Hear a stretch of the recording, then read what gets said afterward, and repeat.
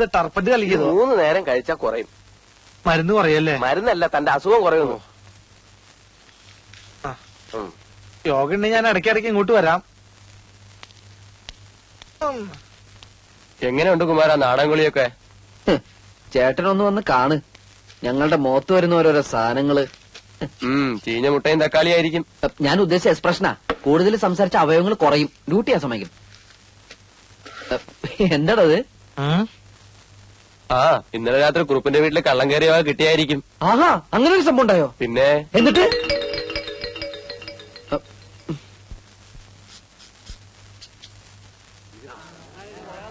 അബ്ദുക്ക police. ഞാനിപ്പോ യേശുക്രിസ്തുവിന്റെ അവസ്ഥയിലാ. ഇടവും വലവും. കുറുപ്പേ, ഇത് നിങ്ങളുടെ വഴയാണോ? അതെല്ലോ. ഈശ്വര, ഇത് എവിടെ നിന്ന് കിട്ടി? വിൽക്കാൻ ശ്രമിച്ചപ്പോഴാ പിടിച്ചത്. നിങ്ങൾ പരാതി തന്നതുകൊണ്ടാ ഇങ്ങോട്ട് കൊണ്ടുവന്നത്.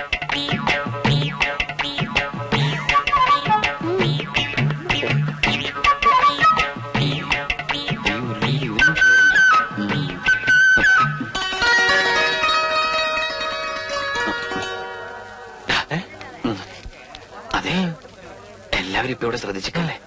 ഞാൻ ലക്ഷ്മിയായിട്ട് ഒന്ന് സംസാരിച്ചിട്ട് വരാം. അയ്യടാ, അത് പള്ളിയിൽ പോയി പറഞ്ഞാ മതി. ഇന്നലെ കിട്ടിയവന്റെ ഹാങ് ഓവർ മാറിയിട്ടില്ല.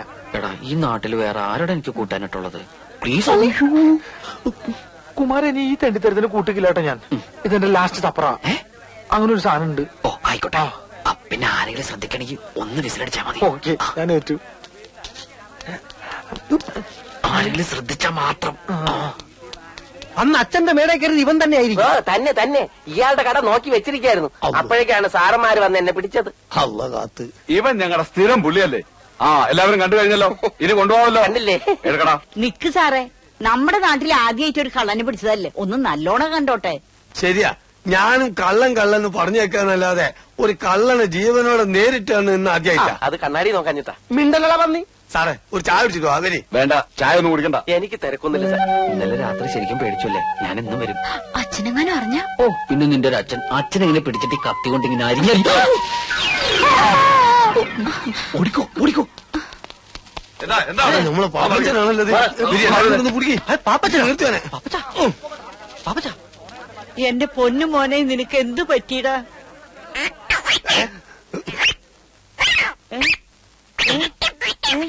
പാപ്പച്ച, എടാ, നീ എന്റെ മോനെ എന്താ ചെയ്തത്? അയ്യോ, ഞാനും ചെയ്തില്ല.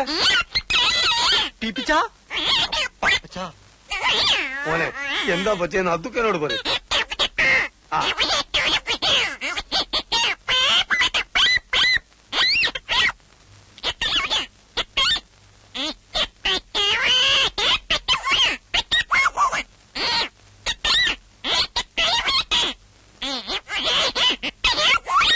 എനിക്കൊന്നും മനസ്സിലായി. ഞങ്ങളാരും ചോദിച്ചു എന്ത് പാപ്പച്ച, എന്ത്?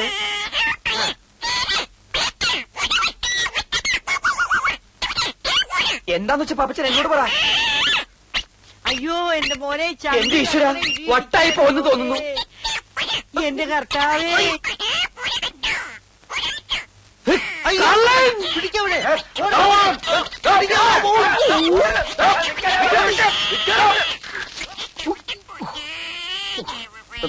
കരയണ്ടാട്ടാ, ശരിയാക്കി തരാം. എന്താ ചെയ്യാ?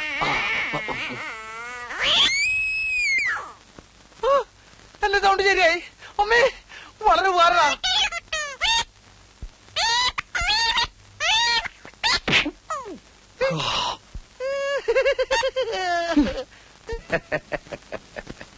ഇത്രയും നല്ല ചേർച്ചയുള്ള ജാതകം എന്റെ ജീവിതത്തിൽ കണ്ടിട്ടില്ല എന്നാണ് ജ്യോതിഷര് പറഞ്ഞത്.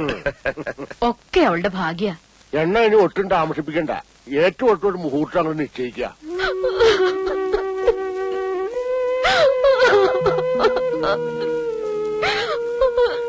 നീ എന്താ മോളെ പറയുന്നേ? എനിക്കിപ്പോ കല്യാണം വേണ്ടമ്മ, എനിക്കിനി പഠിക്കണം. പഠിച്ചതൊക്കെ മതി അച്ഛനിപ്പോ പറഞ്ഞില്ലേ? എനിക്കിനി പഠിക്കണം. വെറുതെ അച്ഛനോട് വാശി പഠിപ്പിക്കണ്ട. അച്ഛന്റെ സ്വഭാവം നിനക്കറിയാലോ. എന്താ ഇവിടെ? കരയല്ലേ? അവക്കിപ്പോ കല്യാണം വേണ്ടത്രേ, ഇനിയും പഠിക്കണമെന്ന്. ഓ, പഠിച്ചിനി വലിയ കളക്ടറാവാൻ പോവല്ലേ? ദേ, ഇത്രയും നല്ല കാര്യം നിന്റെ ജീവിതത്തിൽ ഇനി ഉണ്ടാവില്ല. ഒക്കെ ഞങ്ങൾ നിശ്ചയിച്ചു കഴിഞ്ഞു. ഇനി പറയണ അനുസരിച്ചാ മതി. ഇല്ല, ഞാൻ സമ്മതിക്കില്ല. തർക്കത്തരം പറഞ്ഞാലല്ല കൊന്നുകളെ ഞാൻ. വളരെ നിന്റെ സമ്മതം ഇവിടെ ആർക്ക് വേണോടി? വിളച്ചിലെടുത്താണല്ലോ നീ ഞാൻ അരിഞ്ഞുകളയും. മാറിയ സത്യം നീ ഒരൊറ്റ ഇവിടെ ചീത്തയാക്കണത്. ആ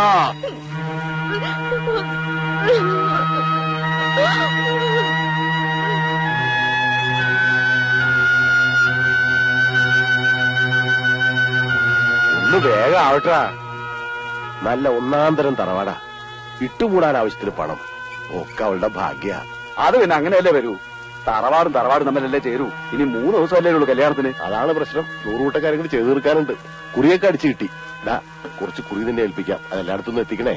നിന്റെ പേരിൽ ഒരെണ്ണം എഴുതിയെടുത്തോ. അല്ലെങ്കിൽ വേണ്ട, വെറുതെ എന്തിനാ ഒരു കാർഡ് കളയണേ.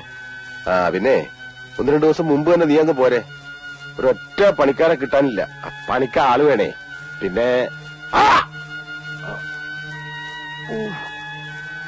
ഇതെവിടെ നോക്കിട്ടാടാ ചെരക്കനെ കഴുതേ.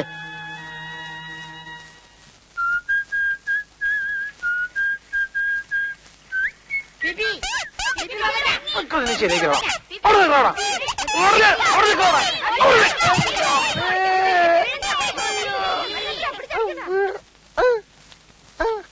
ഈ അവസ്ഥയിൽ എന്നെ ആരെങ്കിലും കണ്ട ധർമ്മം തരും. എന്ത് പറ്റി പാപ്പച്ച? എന്തു പറ്റിന്നുള്ളത് വീട്ടിൽ ചെന്ന് നോക്കിയാലേ പറയാൻ പറ്റുള്ളൂ. നമ്മുടെ കുമാരൻ അവിടെ പോയി. അവനെ നല്ല സുഖമില്ലാന്നും പറഞ്ഞ് നേരത്തെ കടടച്ചു പോയി.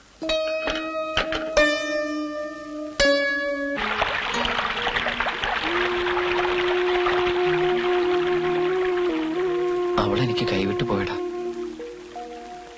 ഒരുപാട് മോഹിച്ചിട്ടിപ്പോ. നീ ഇങ്ങനെ കുട്ടികളെ പോലെ ആയാലും എങ്ങനെയാ? ഞാനല്ലാതെ അവളുടെ കഴുത്തിൽ വേറെ ആരെങ്കിലും താലി കിട്ടിയ അവളെന്ന് ആത്മഹത്യ ചെയ്യും. എനിക്കത് ഉറപ്പാ. നിന്റെ വർത്തമാനം കേട്ടൊന്നും ലോകത്ത് അവള് മാത്രമേ പെണ്ണുള്ളൂ. എല്ലാം നിനക്കറിയാലോ. കുഞ്ഞുനാൾ മുതല് ഇതുവരെയുള്ളതെല്ലാം. എനിക്ക് അവളെ നഷ്ടപ്പെടാൻ പാടില്ല പാപ്പച്ച. അവളെനിക്ക് വേണം. നീ എന്തെങ്ങനെ? ഞാൻ പിന്നെ എന്താ ചെയ്യേണ്ടത്? നീ വിളിച്ച അവൾ ഇറങ്ങി വരുമോ? 100 വട്ടം. എന്നാ പിന്നെ ഒരു വഴിയുള്ളൂ. രാത്രി പോയി പെണ്ണിനെ വിളിച്ചിറക്കിക്കൊണ്ട് വരാം. നാളെ പോയി രജിസ്റ്റർ ചെയ്യാം. നീ പേടിക്കണ്ടടാ, ധൈര്യമായിട്ടിരി. നിനക്ക് ഞങ്ങളില്ലടാ.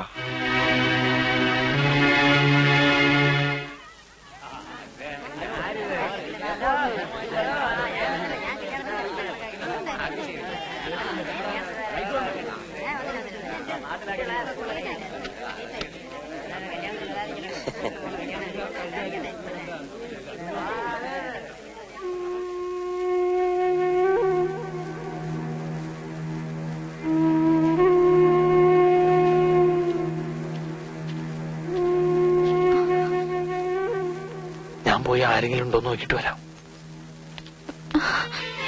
ടാക്സിക്കാരൊക്കെ രാവിലെ തന്നെ എത്തൂലേ? ആ സമയത്ത് ബുദ്ധിമുട്ടാകരുത്. ഇല്ല. എന്നാ നീ പോയിക്കോ. പണിക്കൊരു വാർപ്പ് തന്നില്ലേ? തന്നില്ലേ? ഇല്ല, ഞാൻ വരാം. എനിക്ക് നേരത്തെ അറിയാതെ അയാൾ തരില്ല എന്ന്. നേരിട്ട് കണ്ടു കഴിഞ്ഞാൽ പിന്നെ നിവൃത്തിയില്ലല്ലോ.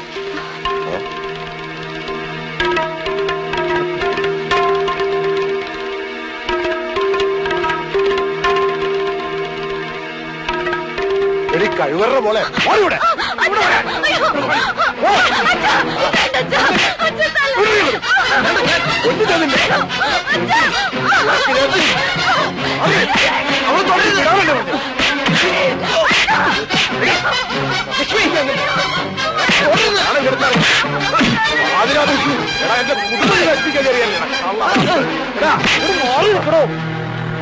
ഇവരെന്റെ മോളുടെ തൊട്ടുപോരുത്. ഇവരെന്റെ മോളുടെ ജീവിതം നശിപ്പിക്കാൻ നോക്കിയാ തന്റെ മോളെ. അതിന് ഇവനെ മാത്രം കുറ്റം പറഞ്ഞിട്ട് കാര്യമില്ല. തന്റെ മോൾക്കും കൂടി ഇഷ്ടമുണ്ടായിട്ടില്ല അവൾ ഇറങ്ങിപ്പോന്നെ. ഇക്കണക്കിന് വേറെ എന്തൊക്കെ നടന്നിട്ടുണ്ടെന്ന് ആർക്കറിയാം. കുറുപ്പേട്ട, കല്യാണത്തിന്റെ തലേന്ന് കാമുവിന്റെ കൂടെ കിടന്ന പെണ്ണെന്ന് പറഞ്ഞ ആണുങ്ങൾ ആരും കെട്ടാൻ തയ്യാറാവൂല. അത് ശരിയാ. അതുകൊണ്ട് ഈ പന്തൽ വെച്ച് നാളെ ഇവരുടെ കല്യാണം നടക്കട്ടെ. ഇവള് കെട്ടിത്തൂക്കി ചത്താലും ശരി, ഈ പിഴച്ചവന് ഞാൻ കൊടുക്കൂല. ഇവൻ ആരാന്നറിയോ നിങ്ങക്ക്? വർഷങ്ങൾക്ക് മുമ്പ് ക്ഷവരക്കാരൻ നാണപ്പൻ ഗർഭിണിയായ മകളെ കൊണ്ട് നാട്ടിൽ വന്നപ്പോ കേറിക്കിടക്കാൻ ഇടം കൊടുത്തത് എന്റെ അച്ഛനാ. കട നടത്താൻ മുറി കൊടുത്തത് ഞങ്ങളുടെ ഘട്ടത്തിലാ, മനുഷ്യത്വം വിചാരിച്ച്. എന്നിട്ടിപ്പോ അവസാനം അവൻ ഞങ്ങളുടെ കുടുംബത്തിന്റെ തന്നെ മാനം ചരക്കാൻ തുടങ്ങി. ഇവനെ ജനിപ്പിച്ച തന്റെ ആരാന്ന് ഇവന്റെ അമ്മയ്ക്ക് പോലും അറിയില്ല. അറിയാമെങ്കിൽ പറയണ പിഴച്ചുണ്ടായ സന്തതി. തന്തയ്ക്ക് പറക്കാത്തൊരു നിങ്ങൾ ആരെങ്കിലും നിങ്ങളുടെ മക്കളെ കൊടുക്കുവോ? പറയേ. ആദ്യം നിന്റെ അച്ഛനാരാന്ന് കണ്ടുപിടിക്കും, എന്നിട്ട് പെണ്ണി ചോദിക്കട തന്തയില്ലാത്തോനെ. മടിയൂടെ ഞാൻ ശരിയാക്കി തരാം.